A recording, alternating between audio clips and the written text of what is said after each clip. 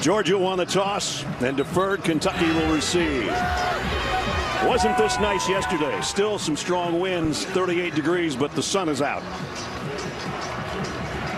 76 meeting between these two teams. They played annually since 1956, and Georgia has owned the series the last 12 years. Going to have to hold the ball. Twice it's rolled off the tee. And the wind swirls down here on this field. It might be deceiving when you look at the flags on the top of the stadium and what you've got down on the field. Todd Lesney's got it teed up. Darian Brown stands and waits at the goal line. And just about then, something from the Georgia crowd rolled out there. I don't know if it's a red pom-pom, but we're underway. And Brown mishandles it at the 4, finds the handle. And maybe his knee went down when he went to retrieve the ball. At any rate, whistle stop play. I think he signaled for a fair catch. That I didn't see.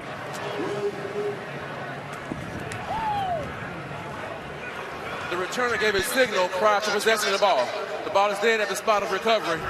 First down. Oh, boy. Yeah. Okay. Well, that's lucky for them. And they'll bring it out to the 25-yard line. Our Papa John's lineups starts with Will Levis, coming off a bad game against Vanderbilt. His last 3 games have been subpar. But when he's on. Yeah, I think it's going to go back where he picked up the ball. Not lucky, in fact.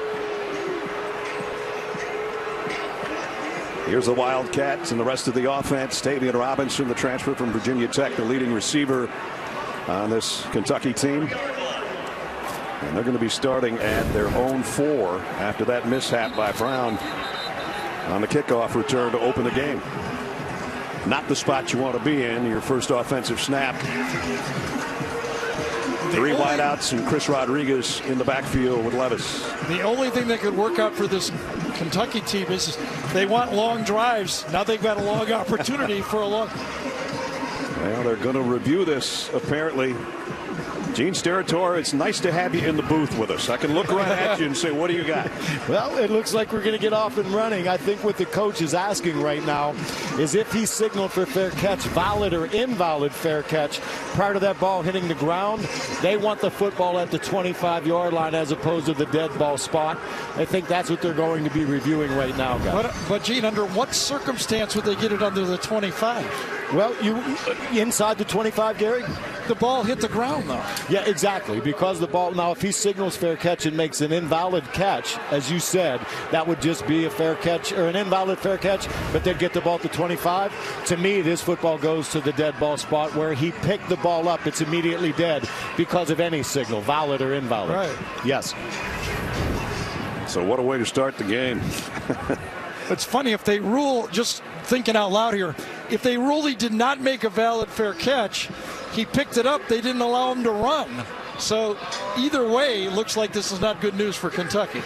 That's correct. Yeah, when he makes it, that's an invalid fair catch signal with just a quick wave like that. But it does cause the ball to become dead as soon as it's possessed. Glad you're here. I'm confused. First play of the game. It's good to be with you guys. It sure was.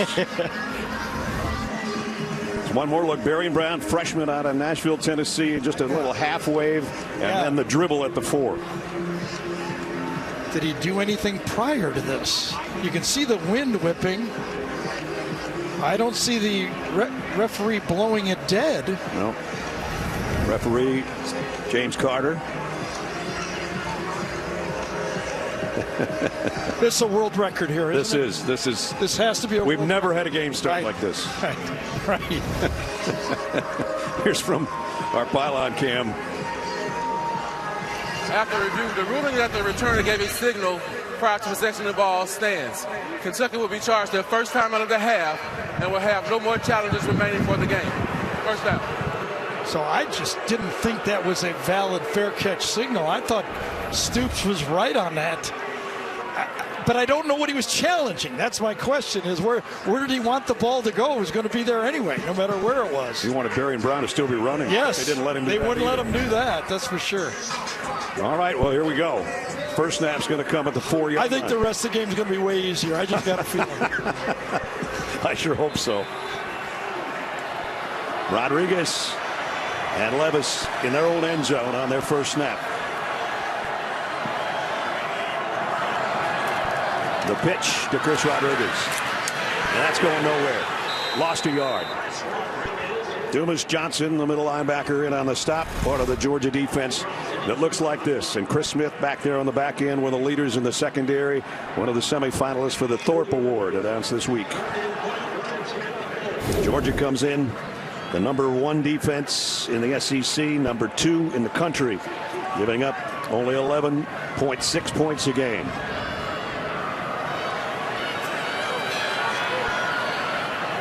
Four wideouts for Levis on 2nd and 10 from the 4.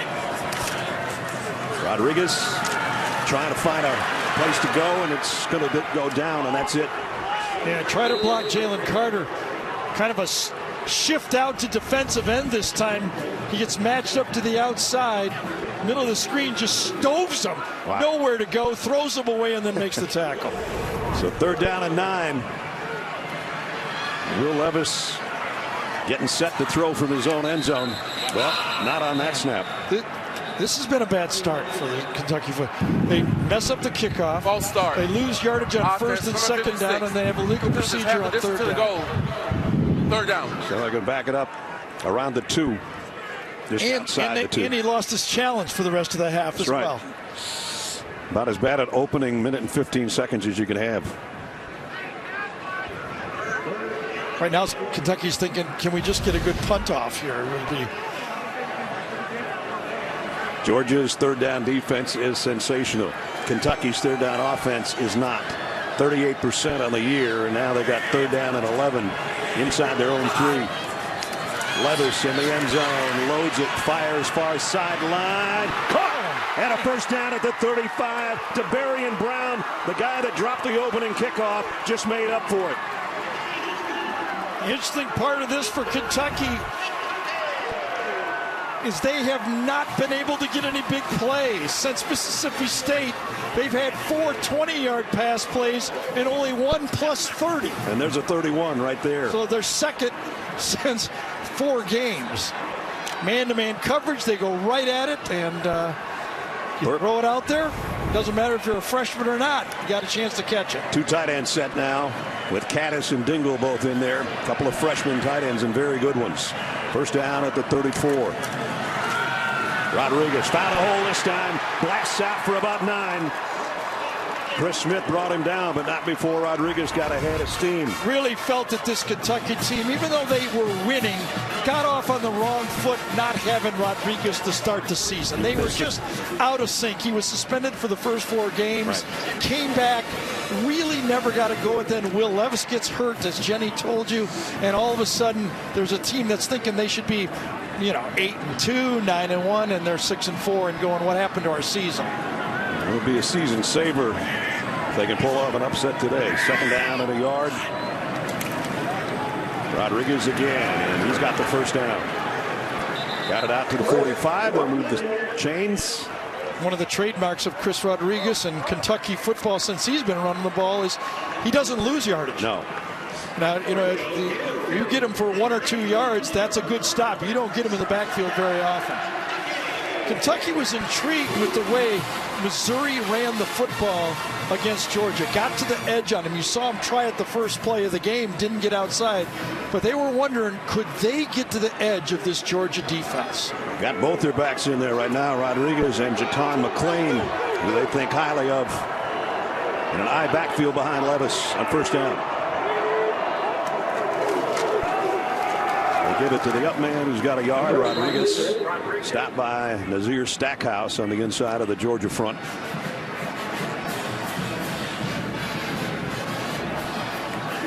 Kentucky comes in only rushing for 120 yards a game. But again, if you kind of take away that first month of the season, the numbers would be much improved. They ran for 213 in their loss to Vandy last week. McClain stays in there.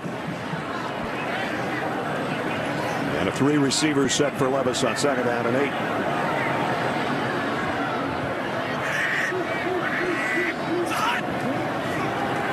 Will Levis snaps it over the middle to his tight end, Caddis.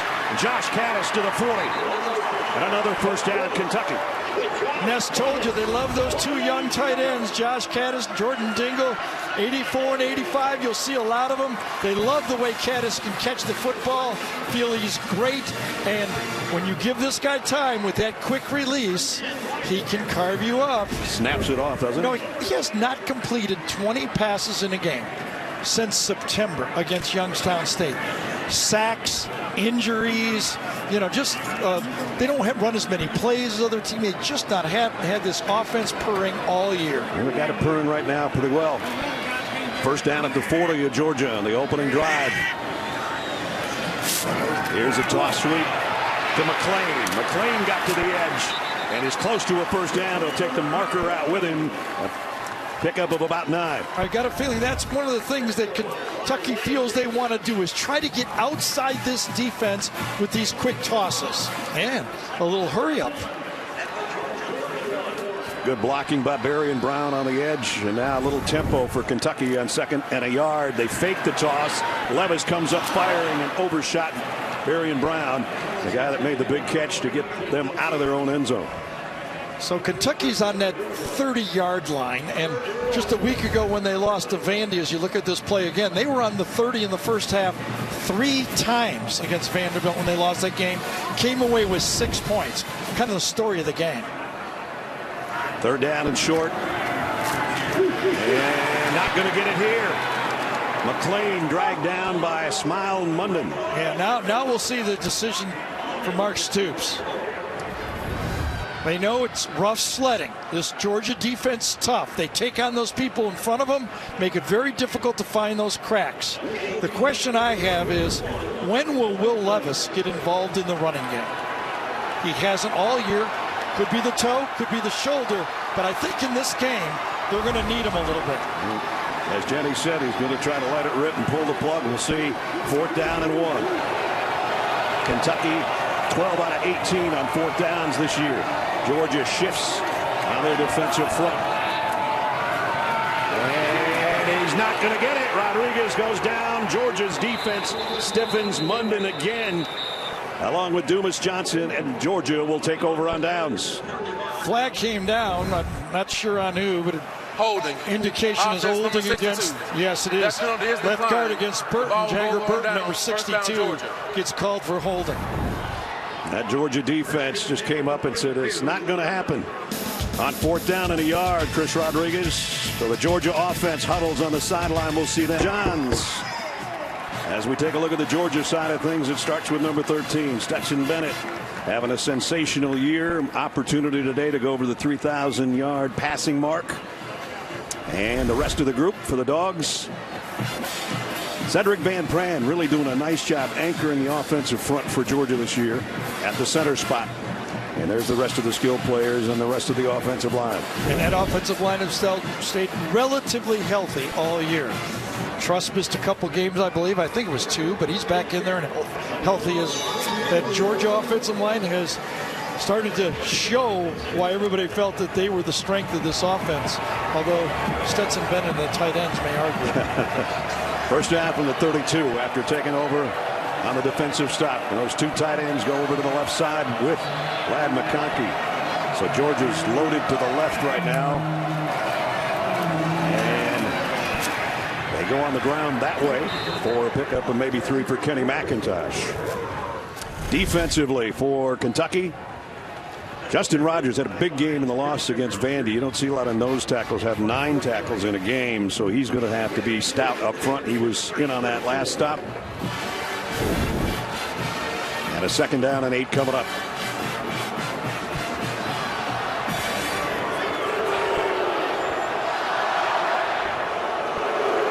McConkey in motion. They're going to give it to him.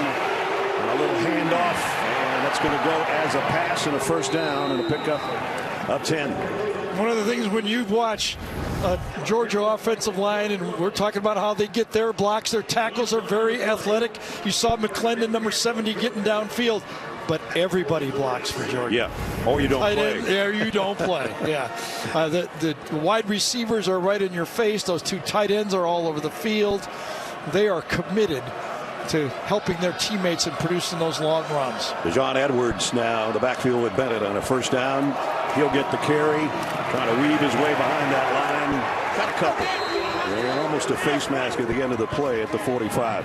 One of the tough parts of this Kentucky football team is losing their two star linebackers inside DeAndre Square and Jaquez Jones, 5 and 10, and they're not nickel and dime players. They are the real thing inside. They've got good players in taking their spots, as Brad told you with the lineups, but losing those two veterans has made a difference for this Kentucky defense. Yeah, they were the leaders for sure.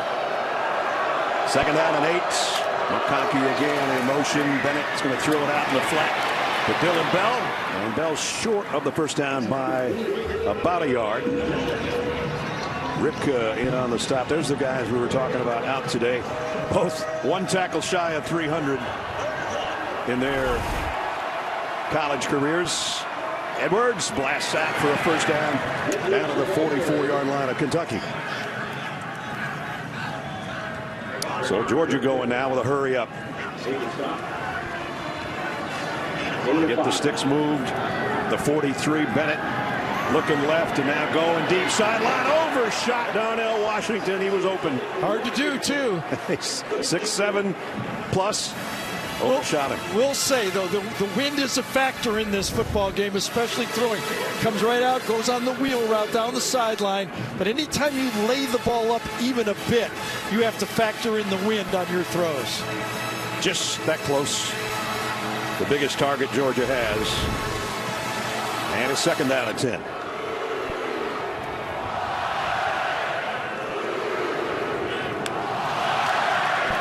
Kenny McIntosh broke one tackle and a second and drags Wildcats for a first down. What a run.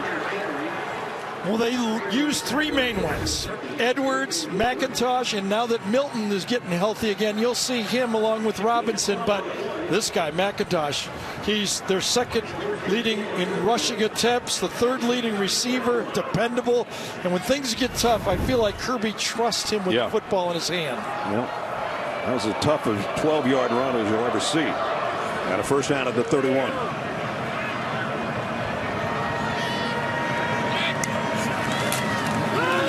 They'll try him again, and a big opening off the right side.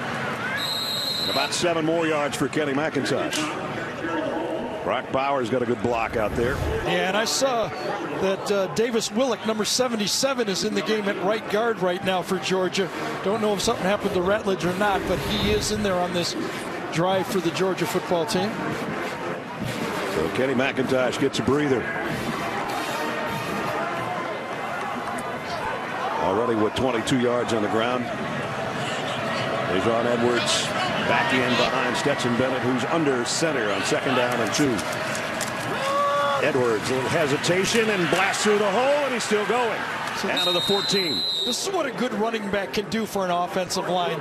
This design was actually supposed to go a little bit of a cutback to the left, and he reads it and says, nope, going to go stick it over here to the right. It just makes that offensive line look good. He's got McClendon out there, got a seal block, and he said, I think I'll go behind Warren McClendon off the right side instead, and a first down at the 14.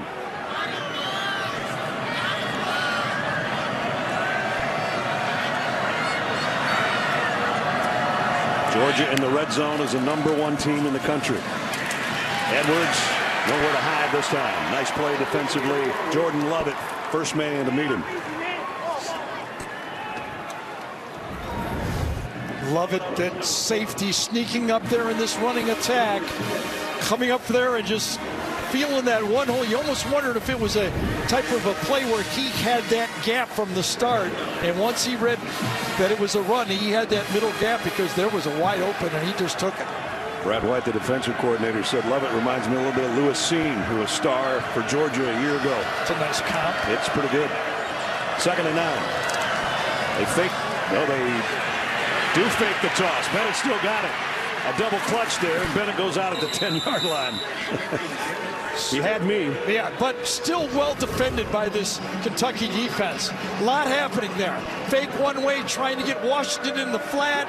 Bowers is camped in for a short throw. No one really open. It's kind of like the play that Bennett scored on against Tennessee.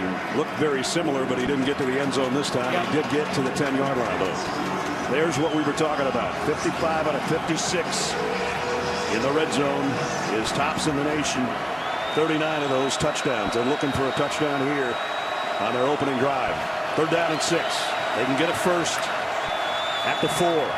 Stetson Bennett flushed out of the pocket.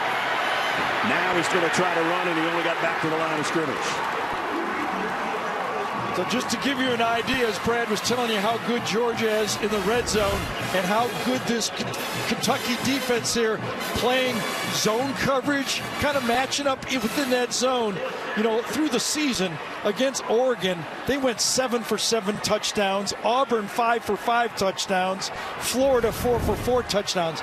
They've been so good, it's scary in the red zone. Jack Podlesny's been pretty good too. 17 out of 19 on the year. This will be a 27-yard field goal attempt. Remember, there's pretty strong winds going on right now here in Lexington. Low snap. Bennett got it down. Podlesny got it through. Boy, nice play by Bennett on that one, and that's a lot of trust from your kicker. You just got to feel that football being there when it isn't.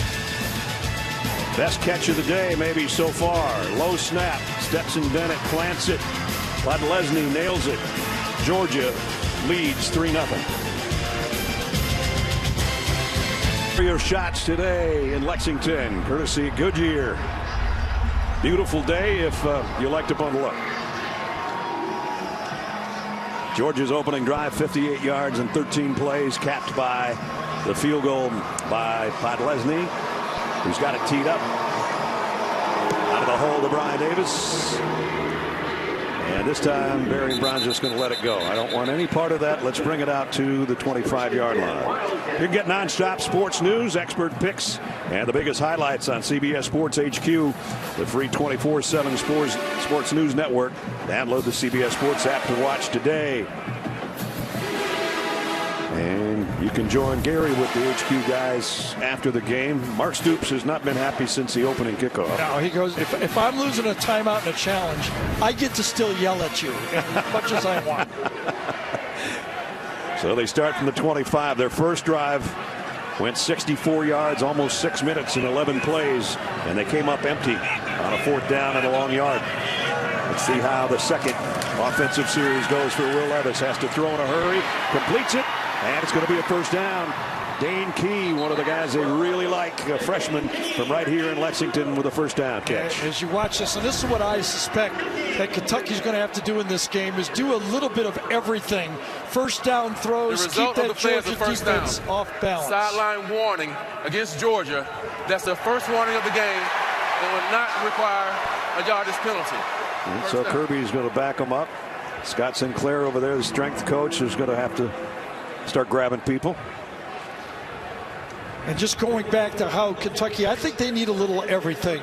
They want to run the ball. They want to control the ball. But to move the ball against this elite Georgia defense, I think you got to get a little tempo, a little 1st down passing, and then mix in the run game. That 1st down pass did get them a 1st down. Now they go back to the ground on the inside and only maybe a half a yard for Chris Rodriguez. You know, Ness, you mentioned that Kentucky, ran for over 200 yards against Vandy, but that's really not been the story of this season. Only twice they were over 200 yards all year for a Kentucky running team. But the other thing is, only twice were they more than 125 all year. Nothing in between. Really odd year for this Kentucky rushing team. You saw that graphic.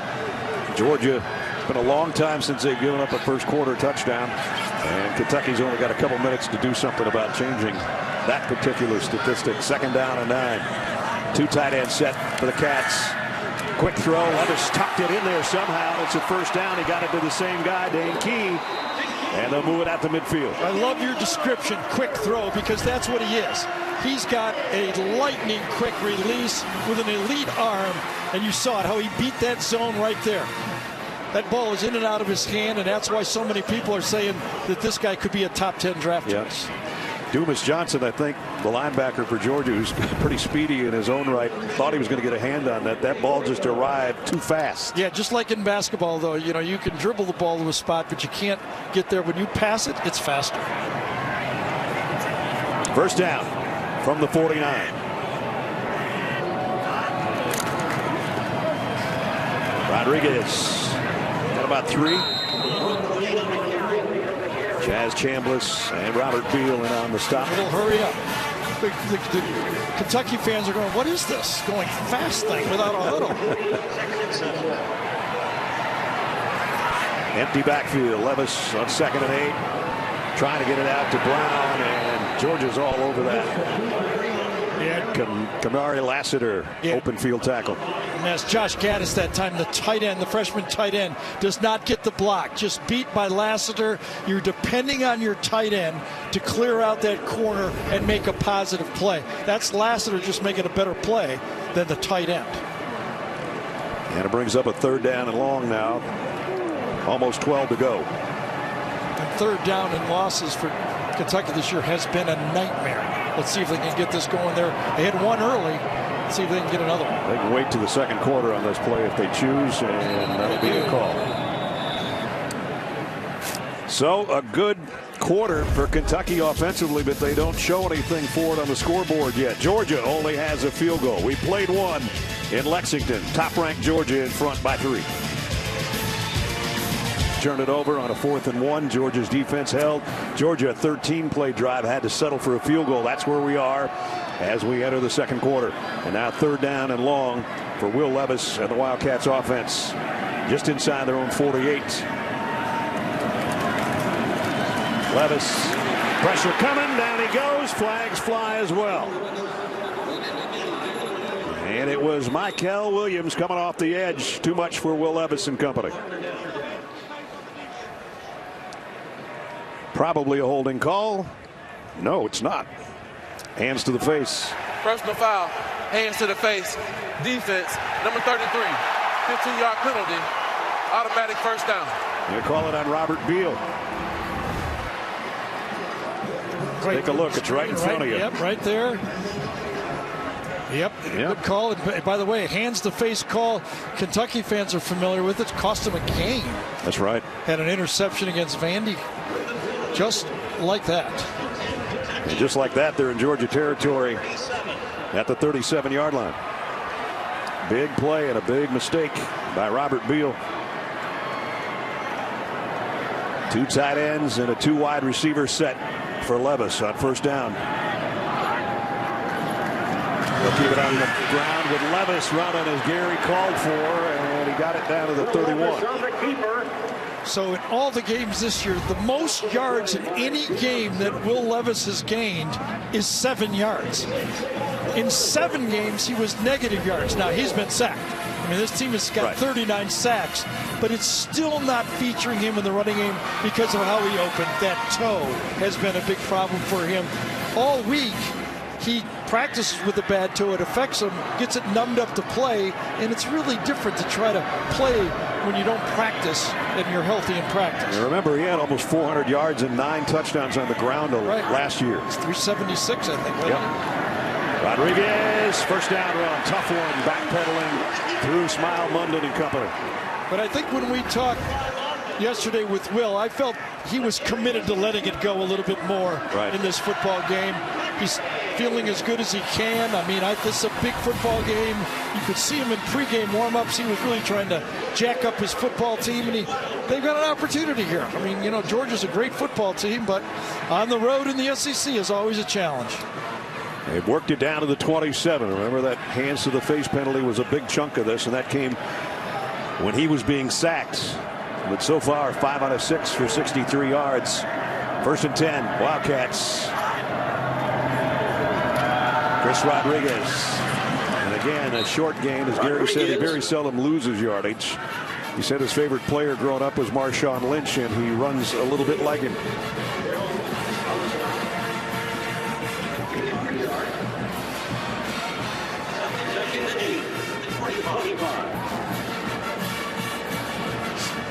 Second down and 8 as they break the huddle. Jordan Dingle, the freshman tight end, goes out of the slot. And then 3 receivers for Levis here.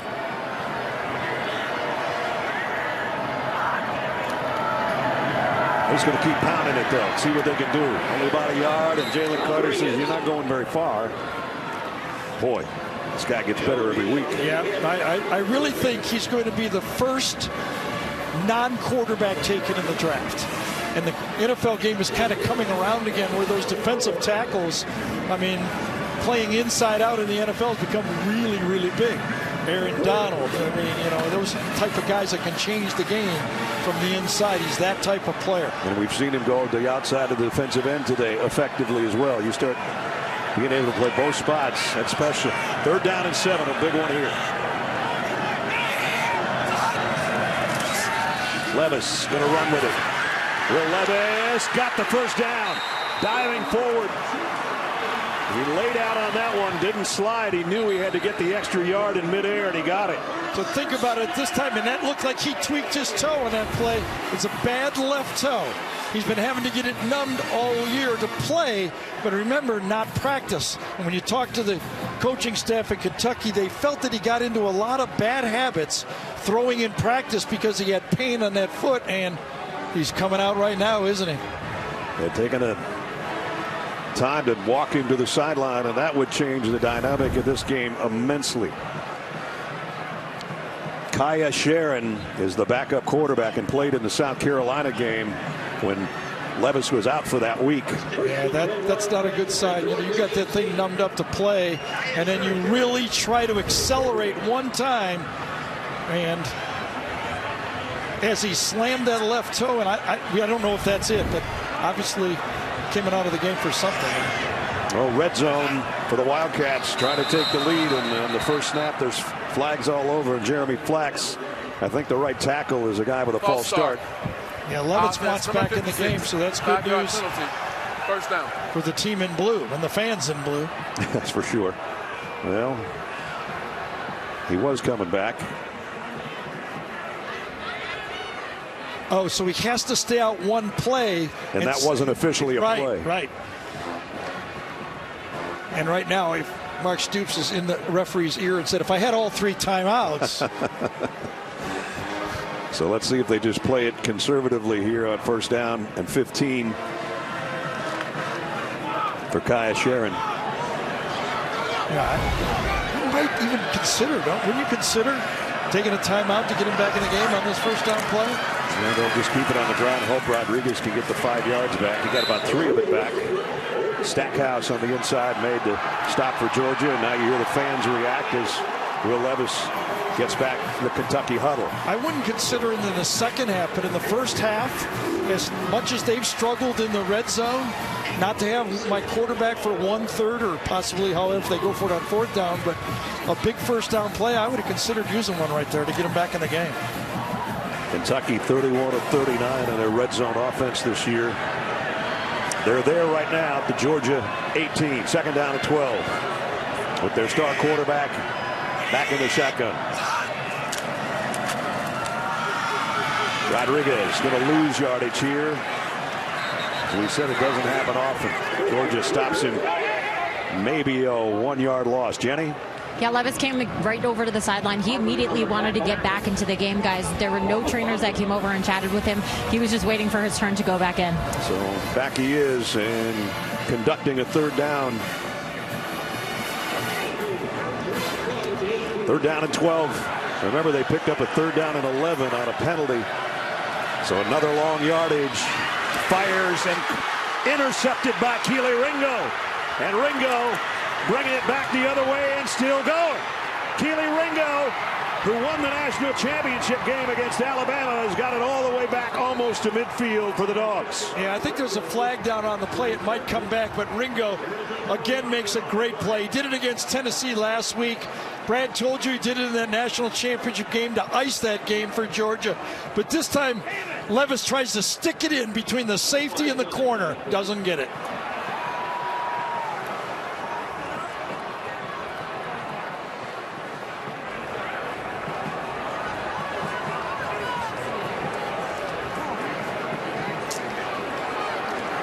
Officials timeout. James Carter hasn't made a call yet, but Keely Ringo, part of the spike squad over there on the sideline. Ringo right here. But notice, no one in the flat to hold him.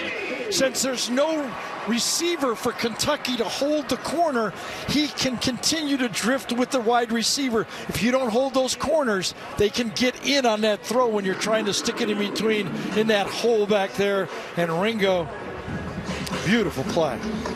He's looked like a wide receiver the last 2 or 3 weeks.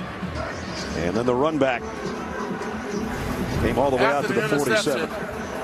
Illegal block in the back, number 88 of the intercepting team. Ball would be half the distance.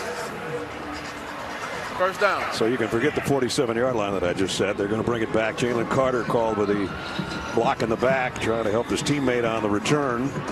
So we'll have to wait and see where they spot it.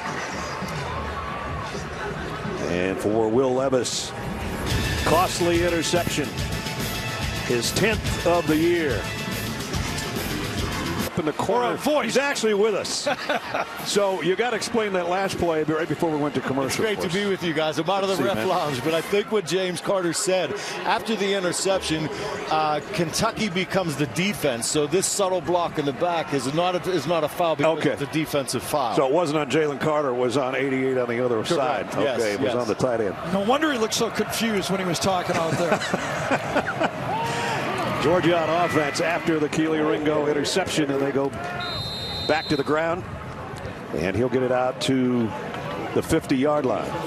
So it's good to have you with us, man. It's great to be here. You know what? It's great to be in the studio, but you know, after all the years of being on the field, and when you get to the stadiums, and you know what, college football, the atmosphere is unreal. I love what Gary said on the bus yesterday. He said, "We love having you so much because it takes the pressure off Nessler and me." You know, right, and it doesn't, Gene, get nice to get close to the field where they can yell at you again back in the old days.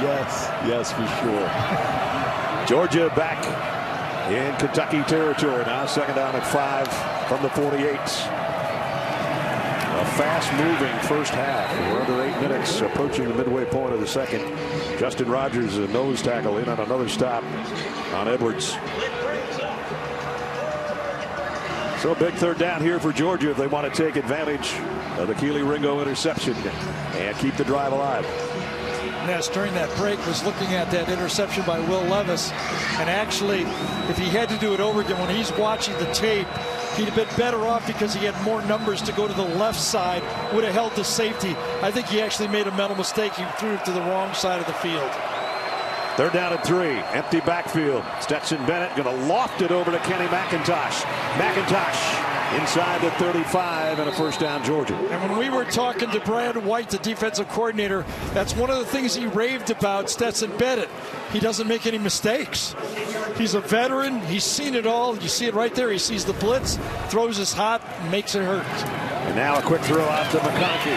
And McConkey spins inside the 30 down to the 27. Another thing Brad White said to us yesterday, he said, I think Stetson Bennett is without a doubt the most underrated college football player in the country. And if he's not on everybody's Heisman watch list, there's something wrong. Well, I think if he pays off this season and he plays like he has been playing, I think he's going to be right in the mix. And I mean like 1 or 2, right up there. That's definitely in the mix. Second down at 4. Little hesitation by McIntosh, and then he blasts for a first down. And he's got it down to the 22-yard line. Last year, statistically, Stetson Bennett, the numbers, and now you see the improvement in top 20 in a lot of categories. And just remember this, I mean, we talked about earlier doing these Georgia games. A year ago, this team threw about 4 out of 10 times. Now they're throwing half the time. Half of the plays for Georgia this year are pass plays. And that's like air raid for Georgia. Yeah, you think about the pass. Right. Kendall Milton in there now. Bennett off the bootleg. Throws on the run, little sidearm dart over to McConkey. McConkey inside the 10, and it's first and goal. And again, look at the patience he has. He's played so many football games.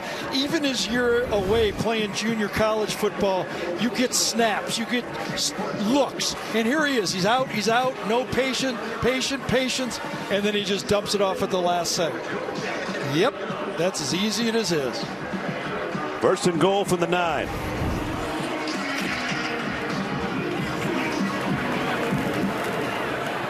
Nice blend of runs and passes so far for Georgia. They still only got a 3-point lead, but looking to add to it here. Kendall Milton moves to the left of Bennett, and now the counter comes back the other way. Milton with a stiff arm will only get to the 7. Second down and goal.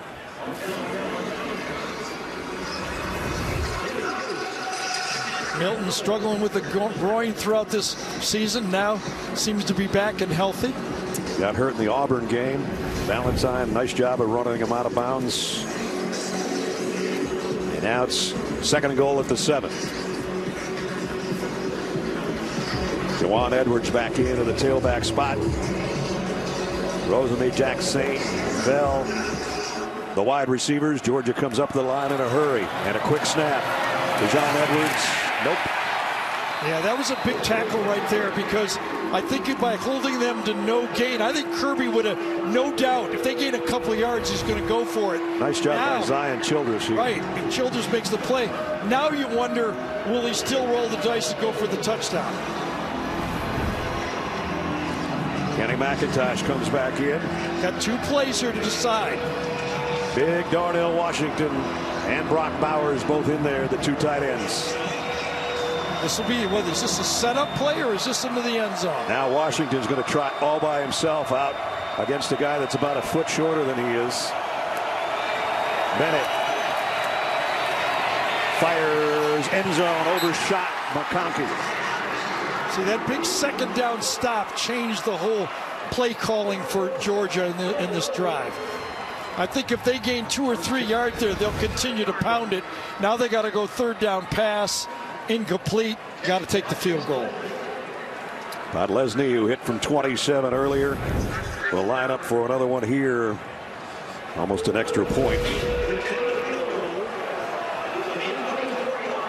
This will be a 24-yarder. Todd Lesney, 18 out of 20 on the year. Out of the Stetson Bennett hole. This one, it's down clean, up clean, and through for Georgia. So again, they took over with the Keely Ringo interception. Got it back around midfield. Looked like they were going to get in the end zone, but they have to settle for 3. It's just 6-0 Georgia. Third down pass intended for Ladd McConkey. Will give you a look from our AT&T 5G pylon cam. And Stetson Bennett tried to tuck it in over here in the corner and is just that far off number 84. And Stetson Bennett wasn't my best throw. Did you hear the story about the Buffalo fans in Buffalo? Because they were worried about the players getting out and getting to Detroit. They were actually out there digging them out from their home. Digging their driveways out. Like, we're going to help you get to the game. I don't know what's better. That's really nice, or that they know where all the players live. I'm That's not a sure. problem. That's the Buffalo Mafia for you, though. I know that would have been a problem when I lived if they knew where I lived. Oh, yeah. The house would be egged constantly. Toilet paper everywhere. 3:40 left first half. We'll be right back. Coming up on the Geico Halftime Report, Adam, Rick, and BJ will break down the first half and deliver the day's best highlights. Some fantastic finishes in the Big 12 and the Big 10. Here it's 6-0 in the SEC. Georgia, the #1 team in the country, leading Kentucky here at Kroger Field in Lexington. Georgia started one of their drives after a 4th down stop. Their other one after a Keely Ringo interception, but only got field goals, short field goals from Todd Lesney on both ensuing drives. And now it's Kentucky's turn. They can take the lead with a touchdown. Rodriguez, short gain. Let's check in with Jenny. Hey, you were asking about the wind situation. It's pretty unique here. So if you look at the flags at the top of the stadium, it looks like the wind is blowing in one way. And then you look at the uprights, it's going in a different direction. And down here on the field, a completely different direction as well. So they bowled in this stadium in 1999, and it's created these wind swirls down here. You never know which way it's going, guys. No, we'll have to wait and see. It hasn't affected Podlesny, but both his kicks were short. We haven't had a punt yet, and we've seen a couple passes sail from both guys. So we'll wait and see. It's been windy here since Thursday. Rodriguez just got about 2. Georgia stands him up, pushes him back. It'll be third down coming up. Not only does Kentucky need a drive to take the lead, they need a drive to keep the ball. right here at the end of the half. You know what, 3 minutes to go in the half here. They don't want to punt this ball back to Georgia. This is how you lose control of a football game. We've seen the last 2 minutes of a game go haywire for Florida last year, a couple times this year, and the Georgia defense can take advantage of in your hurry if you make a mistake. Yeah, and if you're Georgia right now, you're wondering how willing will Levis be to run the ball after he tweaked himself on that scramble up there for the first down. Jaton McClain in the backfield with Levis. 3rd down and 4. Georgia comes with a blitz. Levis throws it. One-handed catch, but he couldn't keep his balance, and Jaton McClain goes down well short of the first down. Yeah, and I'm sure Kirby will take a timeout right here and save this clock. Gets out of the pocket. Jaton, probably their best receiving back, and you can see why, but couldn't do it all. Got the catch, but not enough, and Georgia is going to get the football back. And so we'll be seeing, we assume anyway, our first punt of the day after this quick break. 1:57 remaining second quarter. So 4th down, we're going to see our first punt of the day. Wilson Berry is not the normal punter. About 2 games ago, Colin Goodfellow got hurt. This guy's only punted a few times and only for about 35-yard average. So we'll see how he does here in kind of a pressure cooker situation, trying to back Georgia up. Good decision by Kirby to stop the clock. 2:07, plenty of time with a veteran quarterback and his explosive receivers. Ladd McConkey stands back at the 30-yard line.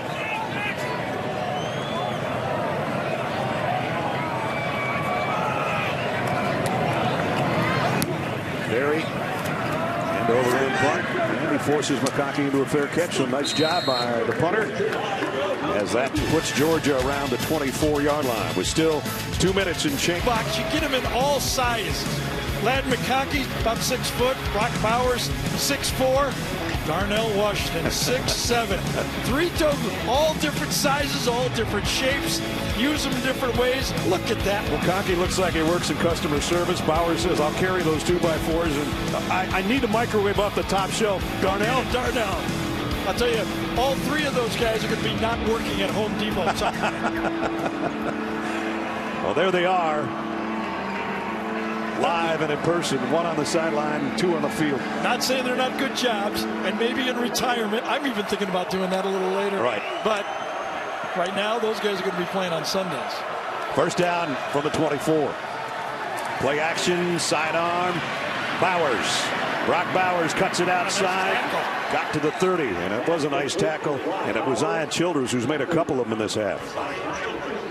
This is the time where this Kentucky defense, who's played so well all year, I mean, only one team in the last 14 games has scored more than 24 points on this Kentucky defense, and that was Tennessee. Right now, they've held the #1 team in the country to 2 field goals. They'd like to get out of the half here. Kenny McIntosh powers his way for a first down out to the 35. Khalil Saunders brought him down, but they'll move the chains with 1:24 left. Georgia, 2 timeouts remaining. Kirby was not happy how he finished the end of the last week's half. Remember when they had to punt and it was returned for a touchdown? He said it was brutal. Let's see if he handles it, and his offense handles it a little better. Clock now running. Bennett, direct in traffic, drops back into the shotgun with just over a minute to go in the quarter. Stetson Bennett fires near side, too high for Bowers, incomplete. I do like to throw, though, because if you make a mistake, you got to make it long in that situation. You throw this one short, Phillips could run underneath it, change the whole feeling of this football game. Yeah, a little long, but you can live with 2nd and 10.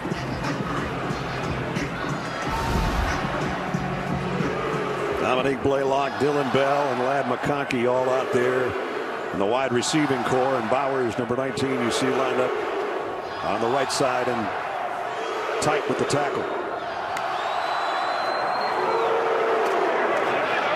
Opener for McIntosh. Kenny McIntosh still going all the way to the 39-yard line. Best run of the day for Georgia. Clock will stop. Let's see if Stetson spikes it, or does he have a play in mind and get it off? Veteran quarterback should have a play. 26-yard rip-off by Kenny McIntosh. They spot it right at the 40. He does. Bennett lobs it over the middle to McIntosh out of the backfield. Take a timeout for Georgia right now. Got it to the the 34-yard line, and 38 seconds to go. Once you cross midfield, there's no worrying about a punt anymore. That running play really changed and flipped the field for this Georgia offense. Kenny McIntosh, with his second longest run of the season, has put Georgia in position. We've got two, Zook, a couple of field goals for Georgia, 6-0.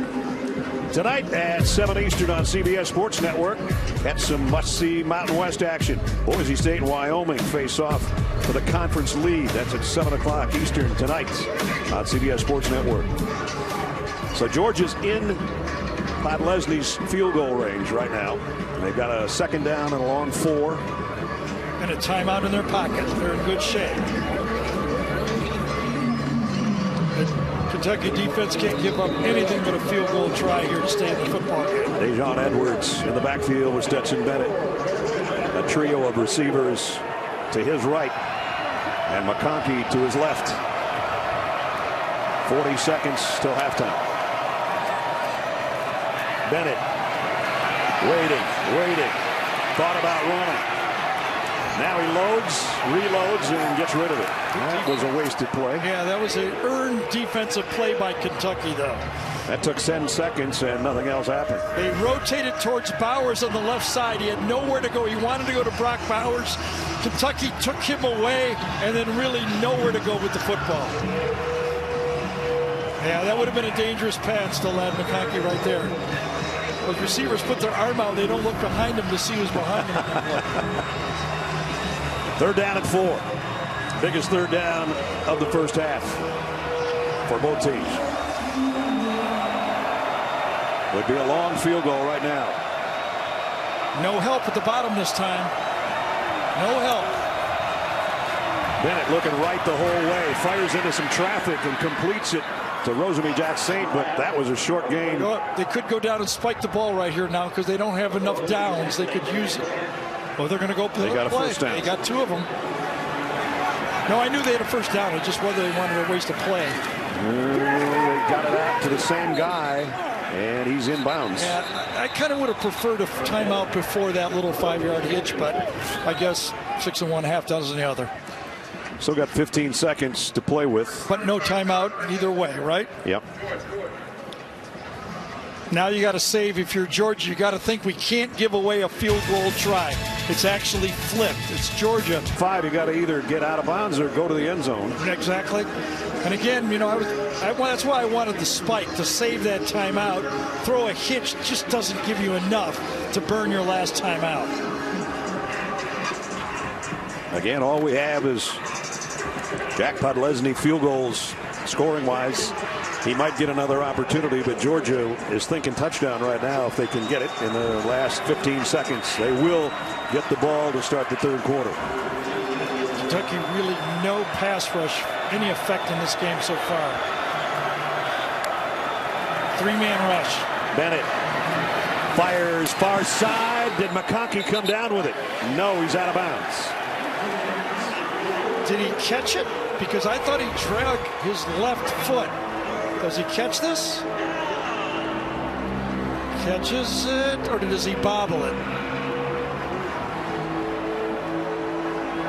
It's close. Sure is. Looked like the drag happened just after he controlled the ball. Seemed like it was just after he controlled it, he dragged that foot. Okay, now you're down to 8 seconds, and third down and 5. End zone. Quick out. One of the two. Got to hustle. There's the quick out. Bowers gets leveled out of bounds at the 20. And now we're down to 3 seconds. And it is 4th down and a yard. Yeah, I thought he was tackled backwards out of bounds here. Not any forward progress. I'm wondering why that clock doesn't keep running on that play. did not have forward progress. I think this half should be over. I think that they should take a look at replay. Is it a reviewable play? Not really a reviewable play, Gary, and I agree with you. You know, he's not knocking him sideways. He's knocking him backwards. Backward. Yes. So they could have kept the clock going on that play. As it is, Podlesny gets an opportunity for a 37-yard field goal. He's 2 for 2 today. He's 3 for 3 today, and that'll end the half. Big call. Georgia got a big break there. I thought that guy was going. Podlesny was going backward. Excuse me, not Podlesny. The play before Bauer was going backwards, and Georgia caught a break. Well, Georgia does go 56 yards in 11 plays. Missed it. It was discombobulated from the get-go. That was a whole series in itself right there. Kearis Jackson is way back at the other end. And he will let this one go. So Georgia will bring it out to the 25 as we go down to Jenny. Yeah, I spoke with Coach Stoops. He said offensively we need to score in the red zone. That's a main point right there. And defensively, he said we need to be relentless. We know that Georgia's going to oppose their will on their offense, so we need to go and match their physicality on defense, guys. Yeah, that's something that happens to Georgia opponents too, as they start getting mauled by the Georgia offensive line in the second half, and their will kind of goes away. But Kentucky's played really well defensively. Here we go to start the third quarter. They've given up no big plays. That's the best thing that this Kentucky defense, but also they are not producing any tackle for losses or sacks. They can't come up with a big play on defense. Kenny McIntosh, who had that big run before the end of the half, has got about a 13-yarder to open the third quarter. So already the offensive line that I was just talking about opens a big hole for McIntosh. Yeah, just get behind those big, they don't call it the big blue wall because it's red, but I tell you, those guys are big and they block it, don't they? The road graders for Georgia. Been seeing it since Kirby took over this program. This will be his 5th trip to the SEC championship in 7 years, and he's done it with all the same blueprint. Big, strong offensive lineman. And we'll be there to bring it to you against LSU the first Saturday of December. McIntosh, nice spin in the hole. Got a couple, maybe 3, as we take a look at the first half trends. Will Levis started pretty good, but he threw that interception trying to tuck one in the corner. Keely Ringo returned it back out near midfield. Jack Podlesny, 3 short field goals, and long drives yield few points for sure. 5 combined drives, 10+ plays, and it's 9-0.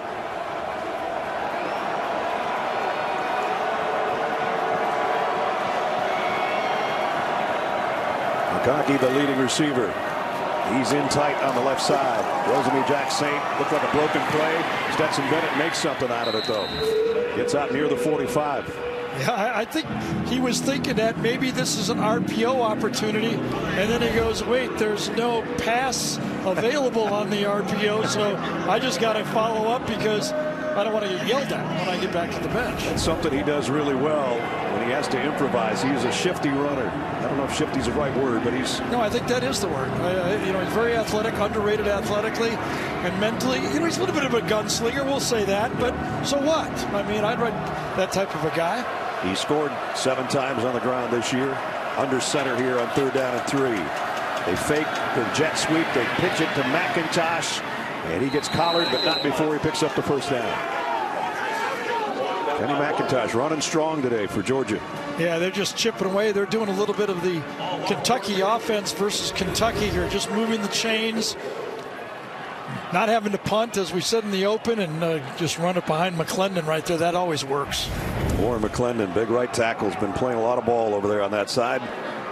You know, the irony of this Georgia running attack, the 3 big runs of the year were Bauer 75, McConkey 70, and Bennett 64. That's right. Tight end, a wide receiver, and a quarterback. Play action. Stetson Bennett's going to go deep. Oh, man. And he threw it right to Kentucky. Intercepted at the 10 by Jordan Lovett. The gunslinger fired his gun way late on this one. McConkey broke his route, but Stetson waited so long. The post was not there. He's got to drop that ball off. Okay, watch. Ladd McConkey thinks, no, there's safety there. Got nowhere to go. He's not throwing it. Oh, he is. He's throwing it to me. So Kentucky gets what they desperately needed, a turnover to open the third quarter. And that'll give it back to Will Levis and company when we come back. At the Home Depot, we have the tools to make holiday magic, especially when it comes to getting the perfect gift. For all those project-doing, technology-loving, holiday hosting, tool organizing, woodshop working people in your life. And gifts for everyone else in between. Get Black Friday savings all through November at the Home Depot. How doers get more done. More truck owners are switching to Ram, which means more people behind the grill are switching to Ram. Can you flip that? And more people behind the grill. More first leg of the road trips. And more uncles who take Thanksgiving football games too seriously are switching to Ram. During the Black Friday sales event, get 0% financing, plus $3,250 total bonus cash, plus no monthly payments for 90 days on select 2022 Ram 1500 models in dealer stock. I'm telling you that I shut the slider last night. So we just own a cat now? I closed it. Why don't we check the replay? No. Come on. This What Really Happened replay is brought to you by Progressive. One thing no one would challenge, saving money when you bundle home and auto with Progressive. Just gonna get the cat. Spicy buns, spicy sauce, spicy seasoning, spicy jalapenos, ooh, spicy fries. Boy, Arby's getting loose with the spice on the new Diablo sandwiches and fries. Arby's, we have the meat. Kentucky with the ball back, down 9. The first pass of the second half shouldn't have been thrown, Gary. Yeah, let's watch this play. It's a play-action pass. No urgency here early in the downs. And look what he's got. Receiver number 1. No, not covered. Covered. 2, covered. 3, covered. Here's the guy right there, number 4. Just drop it off, move the chains. That would have been the play on an early down. Don't need that big play, and that was the mistake. Especially on first down, right now. No. Why did I do that? And Kirby's asking the same question. There's no real answer. Let me tell you, when you do one of those, you come and go, I have no idea, Coach. It was an out-of-body experience. First down at the 11 following the interception. Chris Rodriguez tries a cutback, got a couple out of it. Javon Bullard made the first contact to drag him down.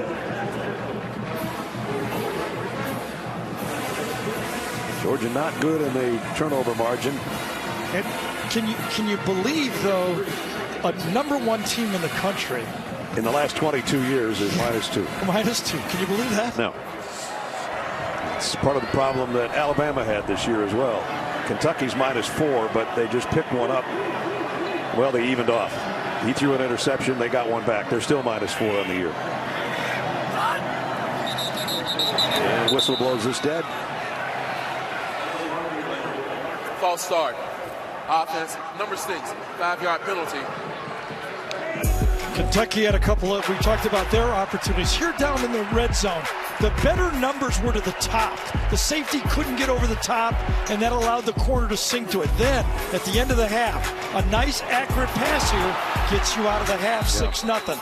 2 little mistakes. It's, a decision one way and an inaccurate pass means it's instead of 9-0, it could be 6-3 Kentucky.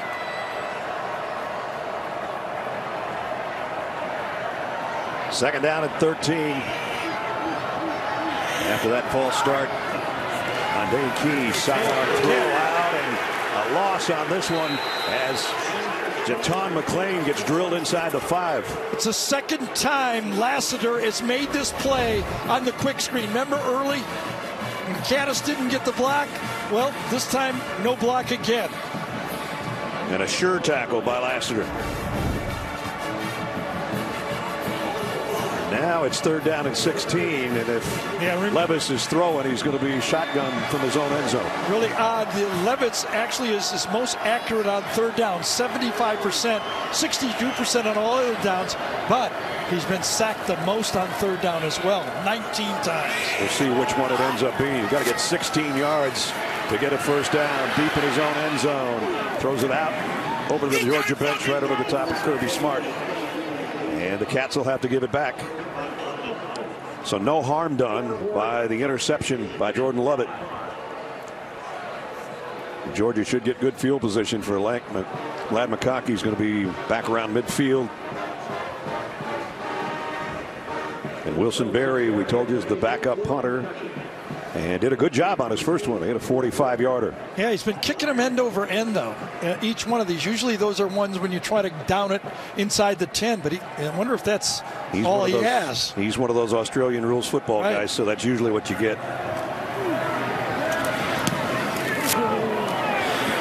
McConkey's going to try to get everybody out of the way. Look, a nice bounce, though, for the Wildcats. A really nice bounce. Couldn't have it any better. All the way down to the 41-yard line. Good job again. Tight ball game in Lexington. 9-0 Georgia. Just over 10 minutes remaining here, third quarter. And the saddest story of the college football season, honoring the Cavaliers. Their home game canceled today after loss of 3 teammates and a couple other people that were injured. And our thoughts and prayers go out to the families of all those players who lost their lives. It's a horrible incident, and can't imagine being on. No, I can't either. Georgia at the 42 with Kendall Milton with Stetson Bennett in the backfield, and he'll get the carry on a counter, and Kendall Milton, nice run of 8 yards before Jordan Wright brings him down. Well, they've run this play about 10 times so far in this game. It's the counter, as Brad has been telling you. They pull the backside guys. Just follow those big ones coming around. Big block by Washington, by the way. There's always a big block by Washington out there. In fact, we were talking about the long runs so far for Georgia this year. Washington has been involved in both of them. Has a great blocker. Yeah, even though he wasn't the ball carrier. Second down and 2.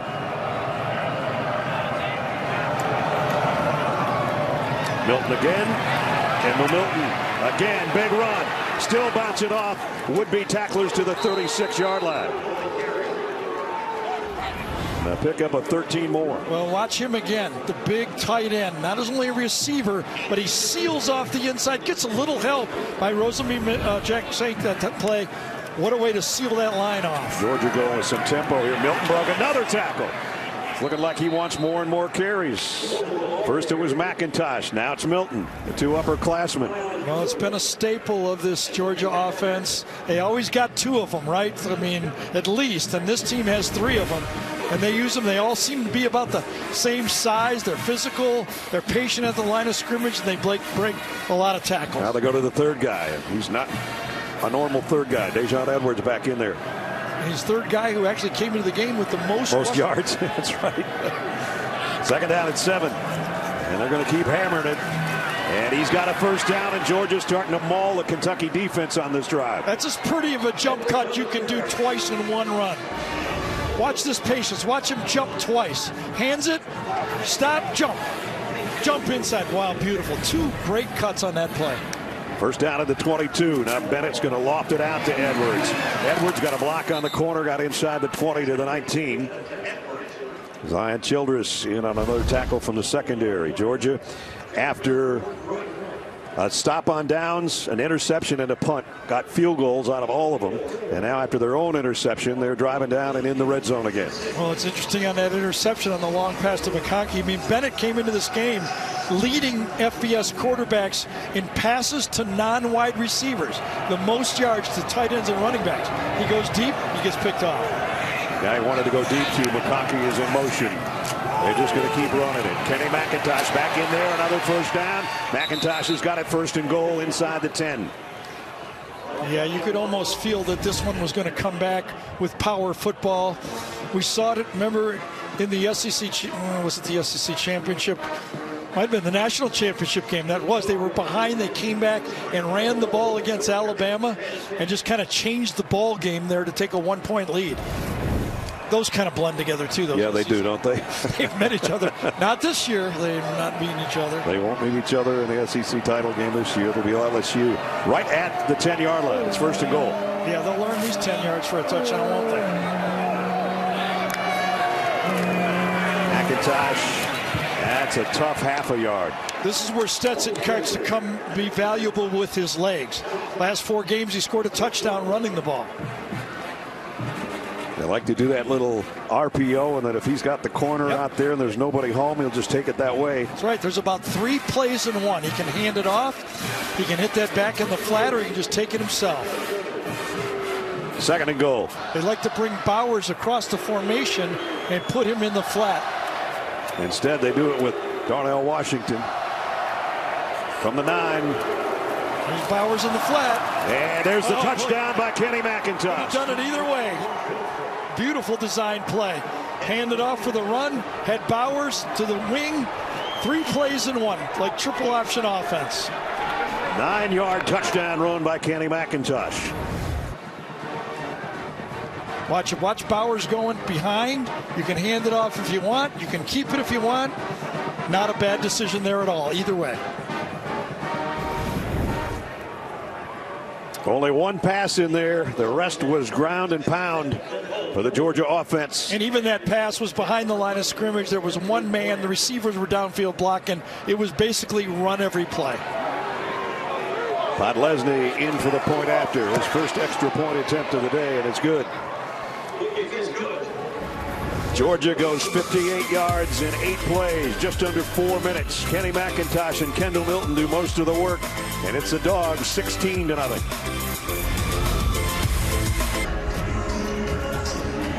So Georgia with the first touchdown of the ball game. 9-yard run.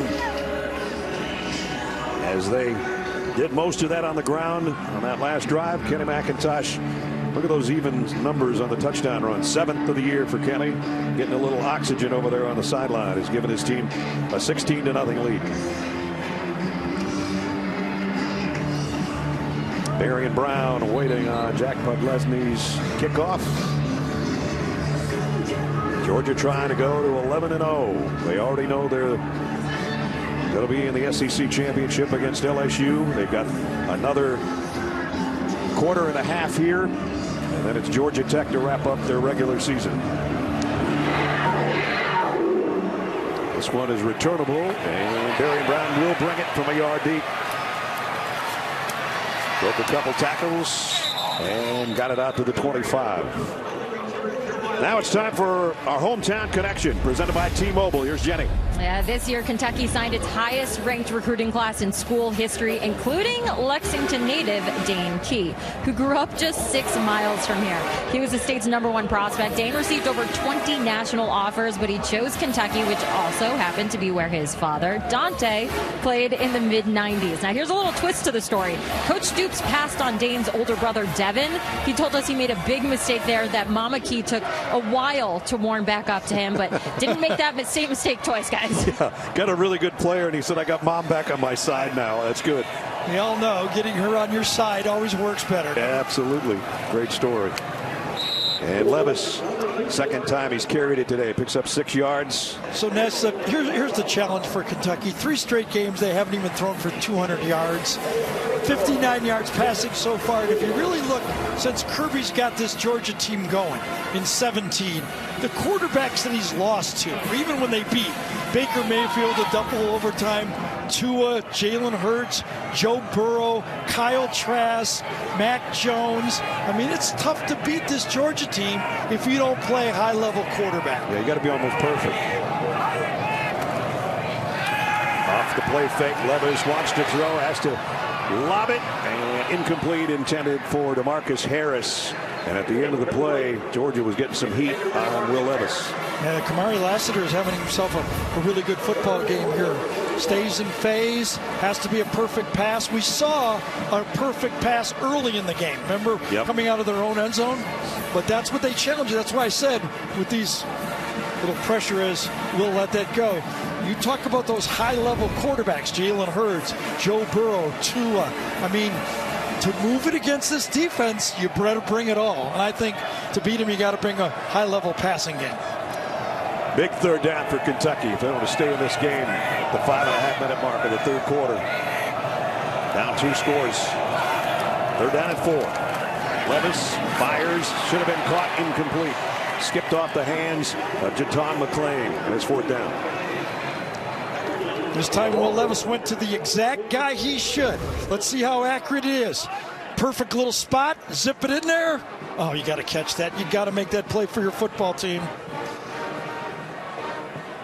Can't throw it any better. And then Will goes, I've been getting pounded back here. I just got hit on the one before. And, little help. Yeah, little help.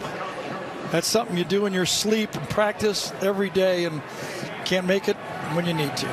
Barry's had a 45-yard punt and a 54-yard punt and roll. This time, Conkey lets it go out of bounds at about the 25 or 26-yard line. So Georgia's got the ball back. They scored last time. They've got 5:19 in the third quarter and a 16-point lead. Georgia shutting out Kentucky right now. Invesco brings you today's Scholar Athletes. Jack Podlesny for Georgia, who's accounted for 10 points today for them, 111 on the year. Will Levis for Kentucky. Invesco proud to support student athletes on and off the field with a donation of $1,000 to both Georgia and Kentucky's general scholarship funds. Dejon Edwards in the backfield with Stetson Bennett. He'll get the carry and get a couple. Last drive for Georgia, all three backs have just jammed it down Kentucky's throat here. Yeah, there's artistry in a beautiful running game sometimes. When you match up the power up front, highly recruited players with backs that are patient and learn how to find those holes. When you're calling plays up there like offensive coordinator Todd Monken is doing, it's easy to dial them that work and look just like that. That's as good a drive as you could have for Georgia. See if they keep doing much of the same. Second down at 8. Edwards, only a couple more. They'll bring up third down. Good answer. Back-to-back stops that time. Khalil Saunders, big fella, on the tackle, or at least stopping Edwards. Now the decision. You've got a 16-0 lead right now. You're backed up on your 30. Last real pass that your quarterback threw was an interception. How do you call a play here if you're Todd Monken? There's Todd, the offensive coordinator for Georgia. See what he's dialed up. Brock Bowers is on the right side. McConkey is as well. They have not been able to get pressure bringing forward. Do they dare blitz?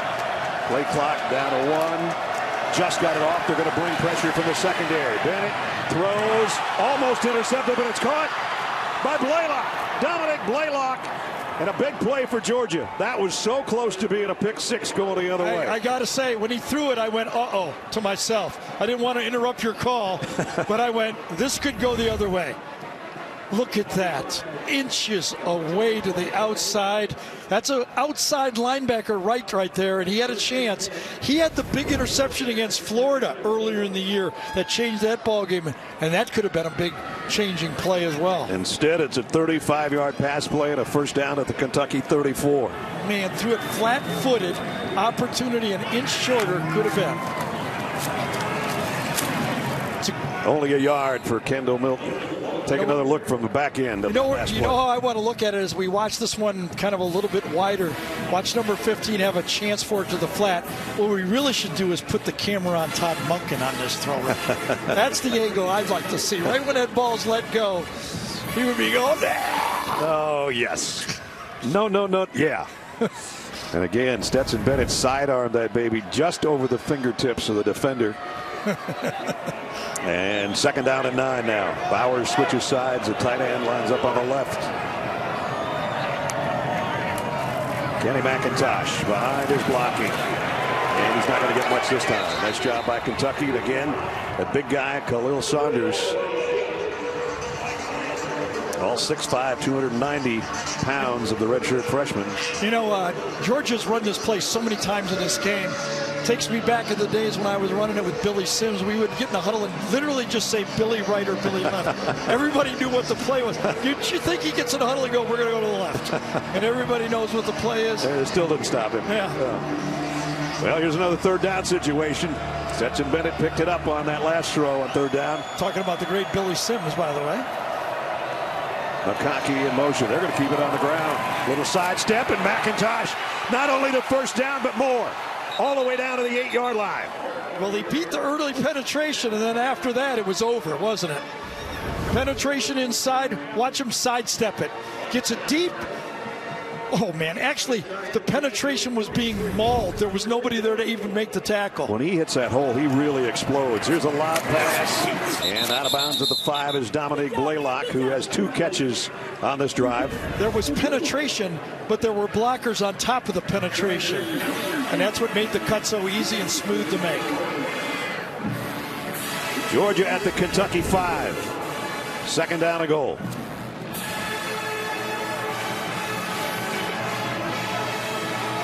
Remember, they had Bowers in the flat when they handed the ball off on the touchdown for an easy touchdown.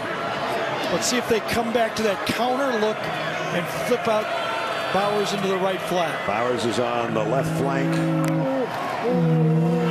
It's Edwards. Still driving. Down to the 1 or very close. Same play. Gave it again. Bowers goes behind the line of scrimmage with the potential flip out into the outside, but this time everybody just pulling. You know, Kentucky's doing all they can, and they're playing as hard as they can defensively, but this is just demoralizing. Yeah, I don't think it's that they're tired. It's just that they look up at the scoreboard and go, do we have anything? And here comes Jalen Carter on offense. We saw this last year, didn't we? Jumbo set here. He'll be the up man in the eye. Dejon Edwards the tail. 3rd down and goal from the 1. Edwards didn't get there. Nice job by Kentucky with a goal line stand. Yeah, he tried to follow Jalen Carter, but he didn't. Jalen goes a little hole wider, and he sticks it inside. There's nothing there.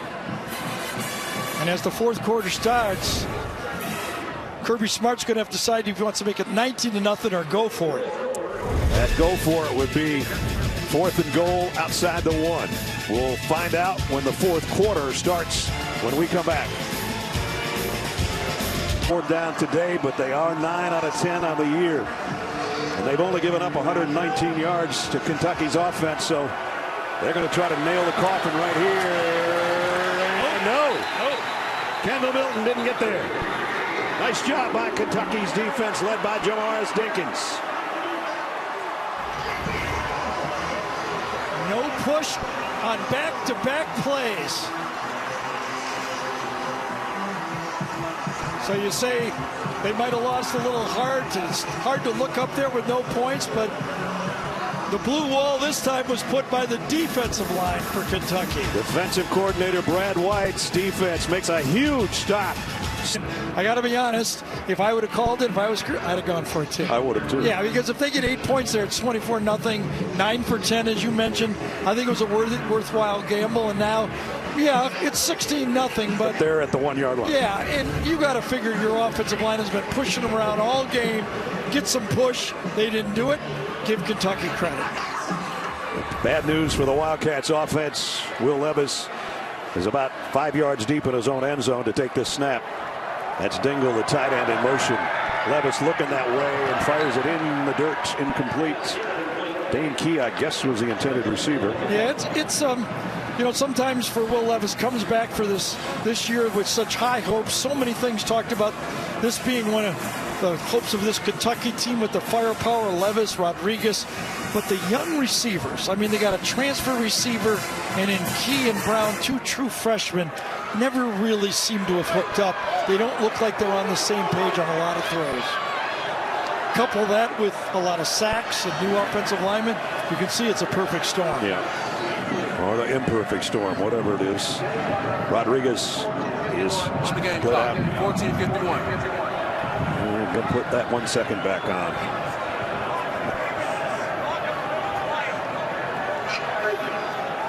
Levis, empty backfield. Got both those young tight ends in there. Caddis and Dingle. And again, he'll take it 5 yards deep in his own end zone.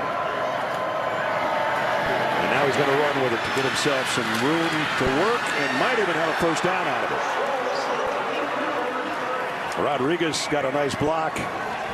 Yeah, and that's the Will Levis we thought we'd see this year. You know, terrorizing these defenses with his legs and size and arm, but, you know, he's been playing, you know, with 1 foot basically all year. And a banged up shoulder as well. First down at the 11. Rodriguez, strong run. There's the Chris Rodriguez we're used to for about 15.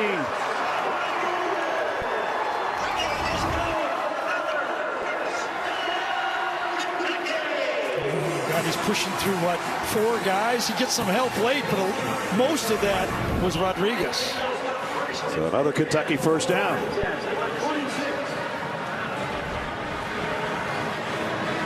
Two of their best drives have been coming out of their own end zone. I was going to say, they come up with a goal line stand, and this is the best they've looked. Since the opening one, right? Yep.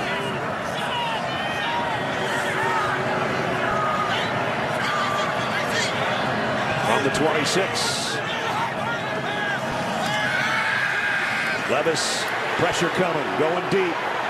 Got a man there and got it to him at the 35, and it's Marion Brown, one of those young guys Gary just talked about.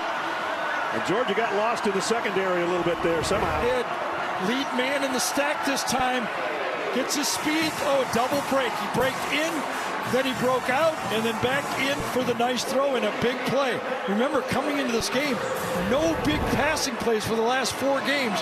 2 from today. And that was a 42-yarder in front of Chris Smith, the most experienced guy Georgia has in the secondary. Yeah, but the experience that Chris Smith is to stay away from those man-to-man coverages. They isolate him. That was good play call, good design by this Kentucky offense. Jatan McClain back in the backfield for Kentucky as they moved it from their own 1 to the Georgia 32.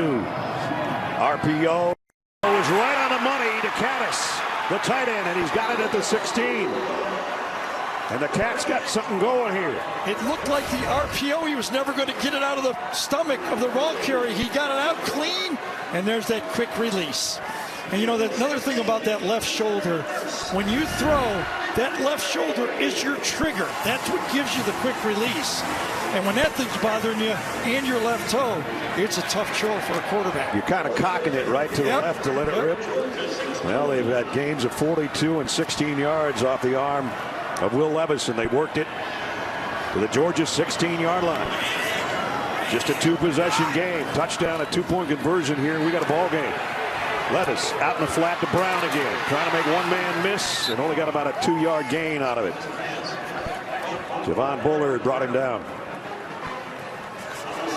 I would think right now, considering the way these games go, if you're Kentucky and you're calling plays, you're thinking 4-down territory right now as you call this 2nd down play.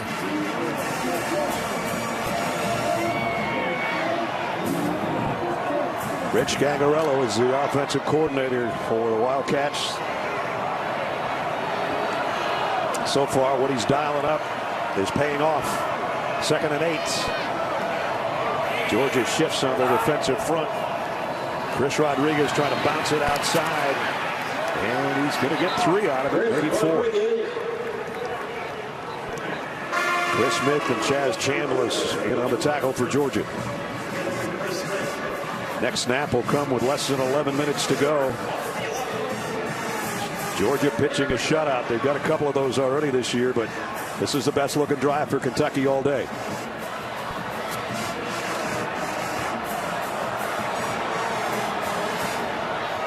Empty backfield. 3rd down and 5. They can get a first at the 6-yard line. Now Rodriguez is going to come back and join Levis in the Wildcat backfield.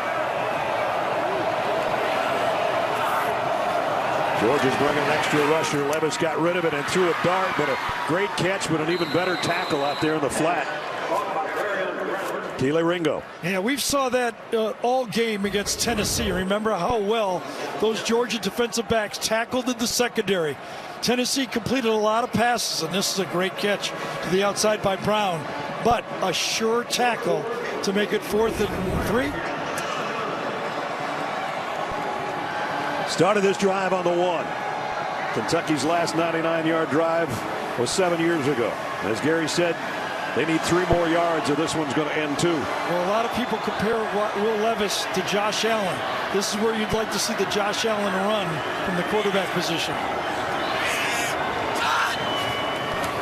Levis, slant, touchdown, Marion Brown.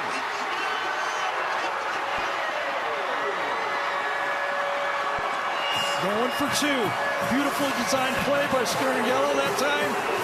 Trips, watch a fake pick, and then slant right behind it. This receiver goes right at him, come right underneath it.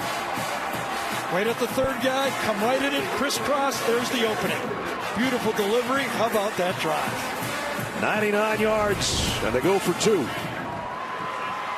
So Kirby, and we think, well, we'll make that 1 yard. And if I don't, they're not going to go 99. Well, both things went wrong. Yep.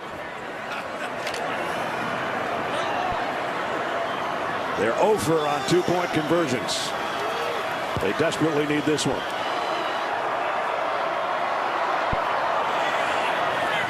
Even if they don't get it, it's just a 2-score game. But this would make it really interesting in the next 10 minutes. Levis, the fade to the corner, overshot Marion Brown, the guy that caught the touchdown pass. Did Lasser get his arm on the receiver right down here to slow him down? A little pushing, shoving. I think a good no call. Another look at the touchdown. A 99-yard drive in 9 plays. A 9-yard touchdown. And it's a 10-point pass of the year, has closed the gap to 16-6 here in Lexington. Yeah, that was a man's drive right there by Will Levis and his football team. Remember, he scrambled out of the end zone. Again, not 100%, we know that, but that's the guy when you're a quarterback and you're out there before the game saying, we got to do this together. He did it. Kieris Jackson will field this kick at the 6-yard line. And flags fly as he got to the 30. Penalty markers all over the place.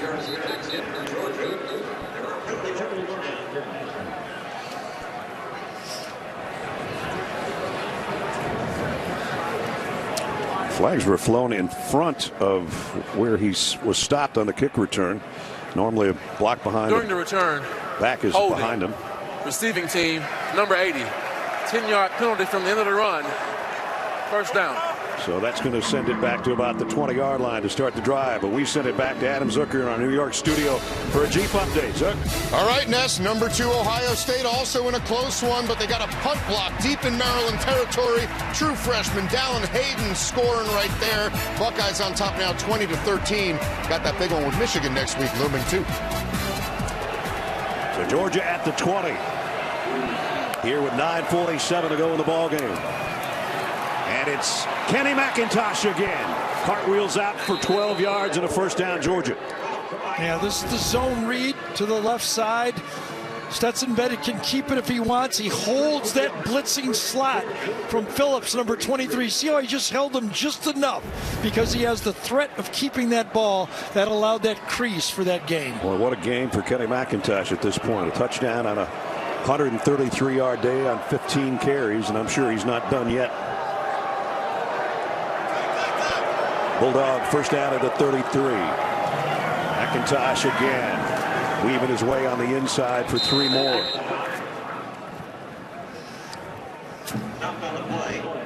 So Kirby Smart, Mark Stoops, active head coaches. I mentioned this at halftime. Mark Stoops behind Nick Saban in longevity, and then Kirby's next in his 7th year, also with a national championship. With that, we test your knowledge with trivia question. Who's the longest active head coach in the nation at one school? Not the SEC, the whole country. See how we tie all that together? You did? Yeah. Very nicely. Before the snap, too. Yeah. Second down and 7. McIntosh waits for his blockers.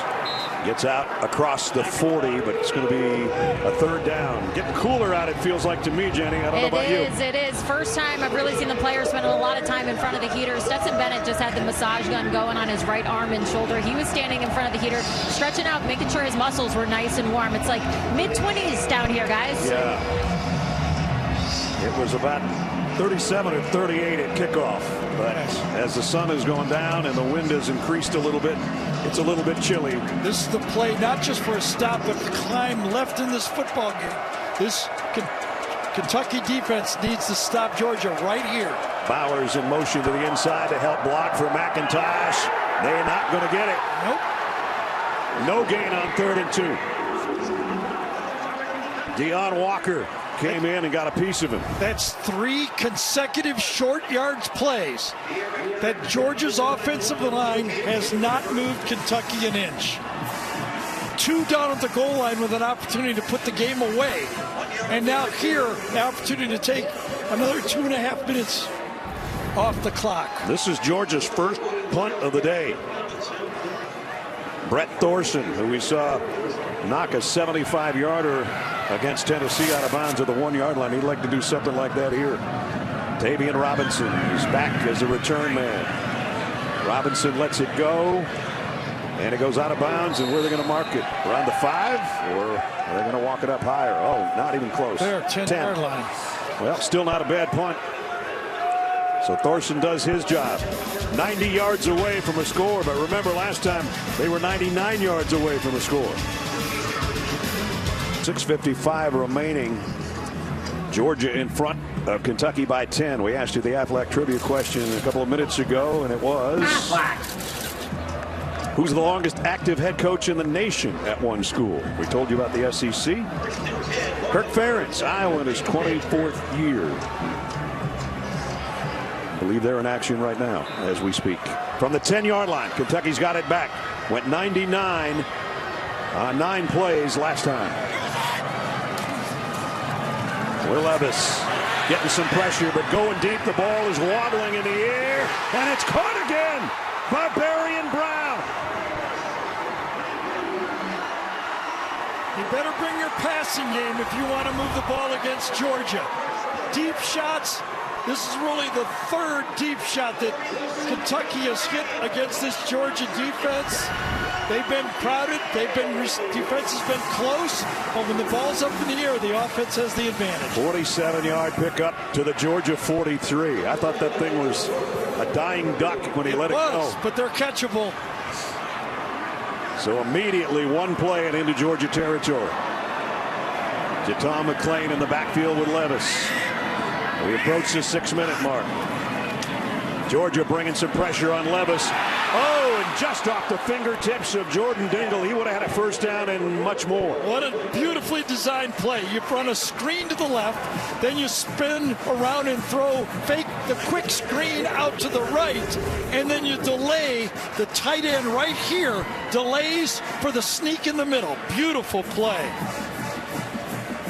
Everybody has it. Everybody has that play. Just hard to call it once in a while because it takes a while, and that's probably the 2nd pass that have just been inches away from a big play. There's a quarterback comparison on the day. But right now it's Will Levis, number 7, who's leading the charge for the Wildcats to try to draw closer to Georgia, and he lofts it to the corner. Yep. Flags fly in. It's going to be pass interference on Kamari Lassiter. No doubt. Ball just thrown underthrown just enough that when the receiver turns around to get it, Lassiter runs right into him. Dane Key tried to stay with that ball, got the flag. Pass interference. Defense, number 3. 15-yard penalty. Automatic first down. And the last 3 big catches. Dane Key for the touchdown. Barian Brown on the long pass, and then Key again. True freshman. Remember, field goal is big here still for Kentucky. Makes it a 1-possession game. First down at the 28. Jalen Carter just re-entered the game. This is the first play of this series he's been in. A quick release and throwing the ball in and out of the hands of Dingle. Georgia's got it. Chris Smith heading down the sideline. They're bringing it back. Calling it incomplete. Clearly called by the officials. 3 of them making the same call. Let's see. Perfect pass. Make a football move? No. I don't think so. He had it long enough to me. Did he have it long enough? Was it a football move? I guess is the look. We'll see if it goes to replay. Gene Steratore is with us in the booth. Gene, what'd you see? To me, it just doesn't feel like it's enough of a time element there for the football move. Just as he starts to turn, it gets popped out, and it's a bang-banger, but I think it completes the right call, guys. And that's what they go with. 2nd down and 10 then at the 28. Georgia with a blitz off the corner. Levis throws that way. Too strong, incomplete for Rashawn Lewis. Yeah, Smile Manda, number 2 that time, was in the face of Levis, forced that pass, blitz from the right side of the screen, forces it high, and just a bit off target.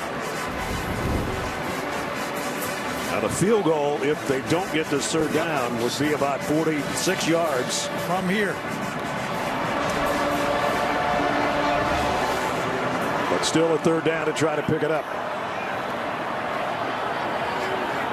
Remember, this team has given up 39 sacks. None in this game. They had one, but it was taken away by penalty. Otherwise, they haven't hit Levis. They're coming at him now as he lets it fly, and he got it to Berrien Brown again.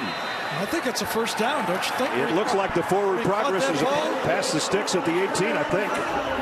You can see the arm strength from Will Levis and why a lot of the pro scouts love him, the way he delivers that ball quickly.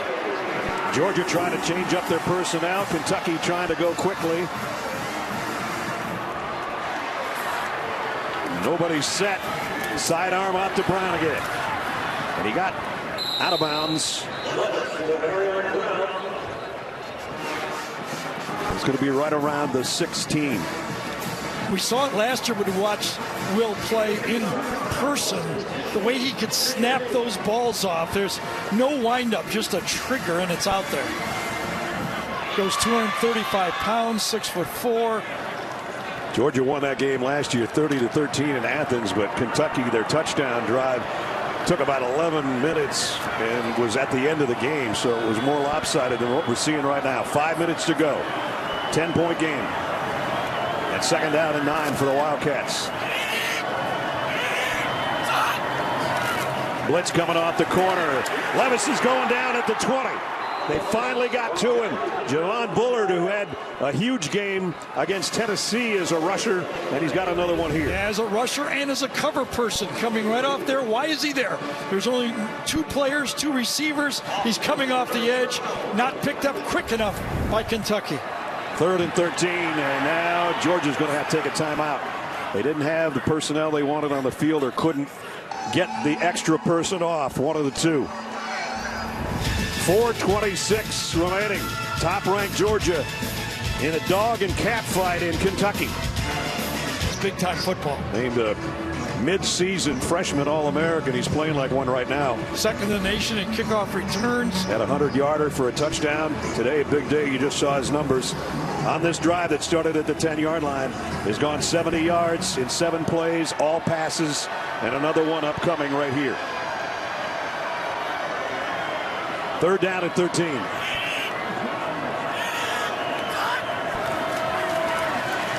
Levis, heat on him again. That one goes to the sideline. It's 4th down. Got to take the field goal. Make it a 1-possession game right now. Field goal, yes. Mark was spending a lot of time arguing about whether there was interference in the back of the field of play right there. There was a jam. Was he more than 5 yards downfield? Mark Stoops thought he was, and Will Levis thought he was. When you watch it, intentional grounding, offense number 7. That's a tough call. The passer was in the tackle box and threw the ball to an area with no receiver. Lost him down in spot of the foul. See, what Will is saying down. is the receiver got knocked down just as I was letting it go. This is a tough call, Gene. It is, Gary, and you can't read intent if the receiver ran the wrong route. There is a chuck before the ball leaves the quarterback's hand, so it's not pass interference. But officials can't rule whether the receiver broke the wrong way or not. They have to stay with the principles. He's in the pocket, under pressure. When he lets the ball go, there's no receiver in the area. Yeah. That was the communication they had. But it's not that he went the wrong way. He was knocked down when he was going that direction. It's not that he went the wrong way. That's the problem, and why Coach Stoops is so upset with the call. A little more than upset. You've had that. That's sometimes you just gotta pretend you don't hear it, right? You never take it personal. You just you try to tell them what you feel, and then you take it back. The tough part of it is it could take him out of 4th down. Or they're going to move it back. So did he win his argument?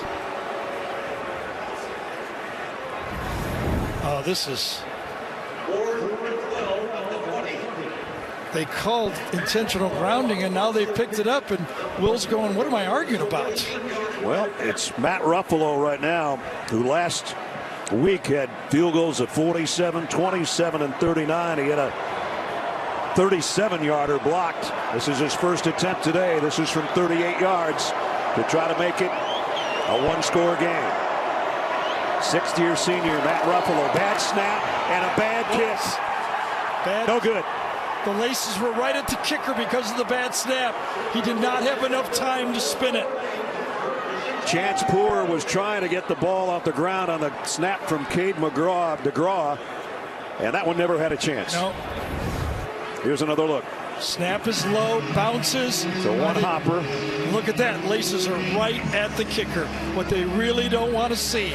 It spooks them. Well, wasted drive that went 70 yards.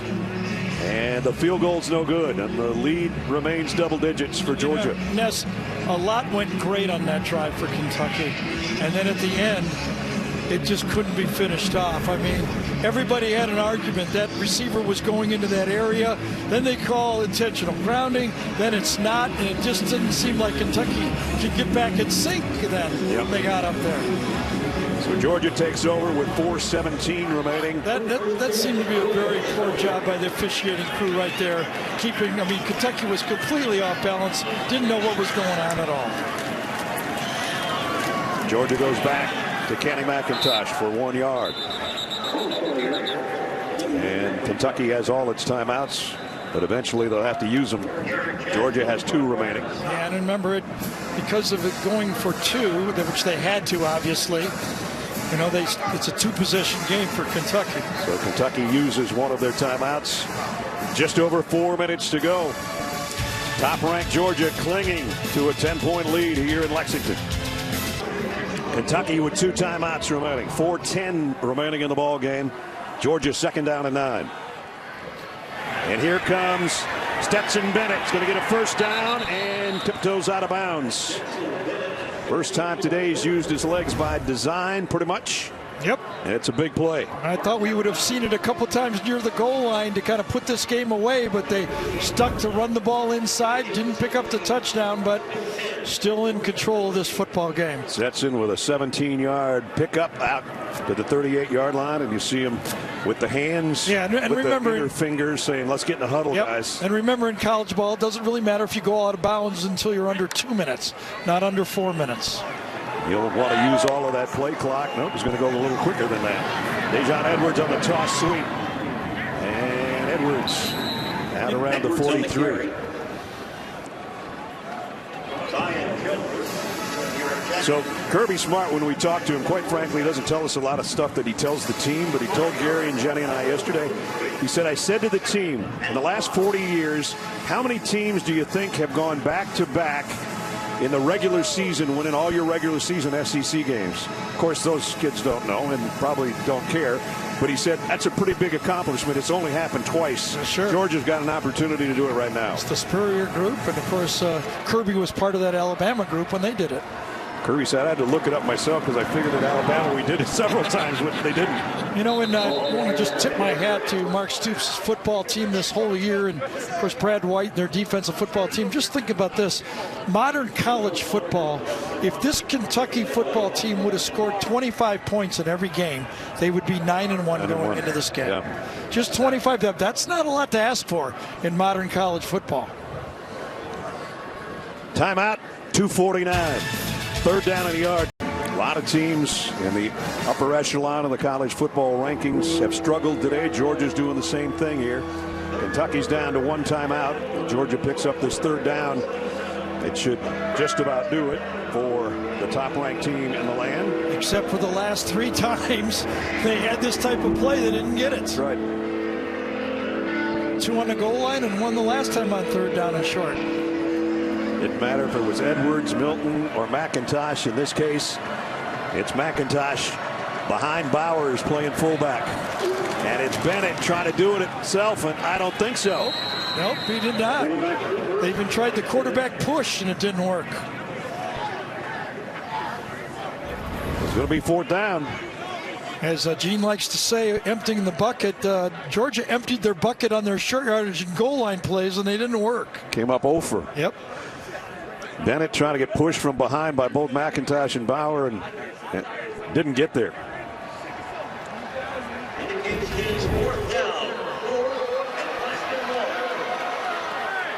So 4th down and a yard. This thing is not over. Nope. And I would assume Kentucky would take a timeout here, wouldn't they? They got 1 left.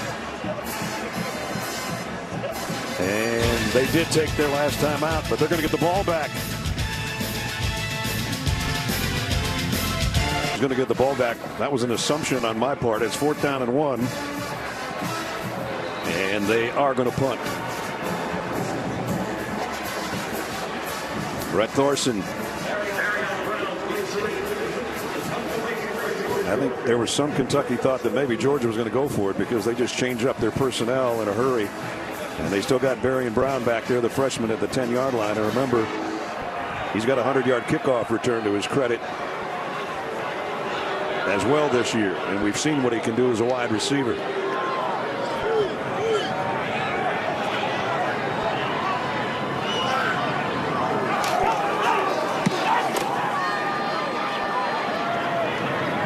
Whoa, he's run into. The ball goes to the end zone, and the flags fly in. Georgia's saying that the player was pushed into him. Was he pushed, or was there Brown trying to block on the play so he couldn't be downed? Nyland Green is the guy that got tangled up back there, I think. Well, we're going to get a look.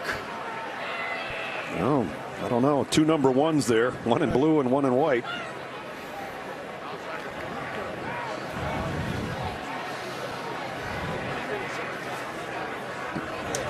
I could not see if he got shoved on that one. He didn't call fair catch, right? I don't think he got shoved. Kick catch interference.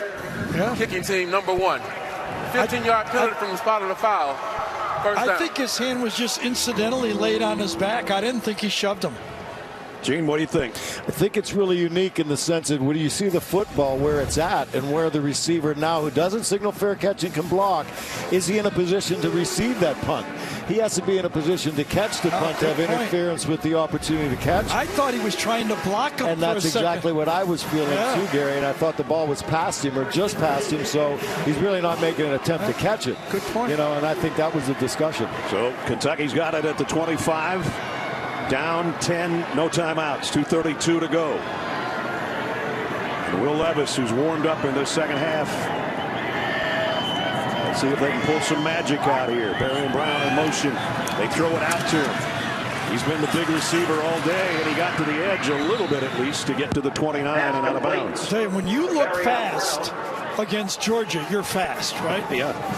I mean, when you stand out and go, that guy could just, he accelerated right there. When that stands out against Georgia's speed in the backfield, that means something. Levis over the middle, low, but caught again. And that's Jaton McClain. Looks like a first down. It is.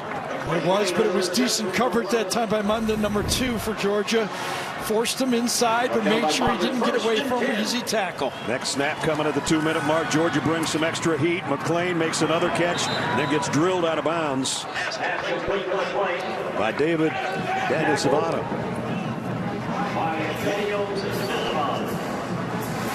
So we're under 2 minutes, 2nd down and 9. Kentucky needs 2 scores. I'll bet George Kirby is not happy having to put his defense back out there again when he could have put this game away 4 times on short yardage, right? Yep. Georgia has beaten Kentucky 12 straight times. Trying to make it number 13, but they're making it hard on themselves, and so's Kentucky. And Will Levis got it to his tight end, Dingle. And that's going to be short of the first down by about a yard. Yep, this is good defense again. If you're going to let him complete the ball short of a first down, that's good defense in this situation. 3rd down and 1, little short pass. McClain, and he's dropped for a loss. That was a curious call right there. Michael Williams, a true freshman on the outside. Great open field stop. Yeah, you're trying to catch this Georgia defense, but they've been locking on men the whole time. Here's the ball game. 4th down. Levis loads and goes over the middle. Incomplete. If there's no flags, Georgia will take over. And there aren't any. And Kentucky has no other way to stop it. Kirby Smart knows that he can take the headset off now. Yep. Well, it wasn't the pretty finish that Georgia and Kirby wanted, but they got the finish they needed. And they will go undefeated back-to-back years in the SEC. And another tough outing for Will Levis. This will make Will Levis a better football player, I'll tell you that right now.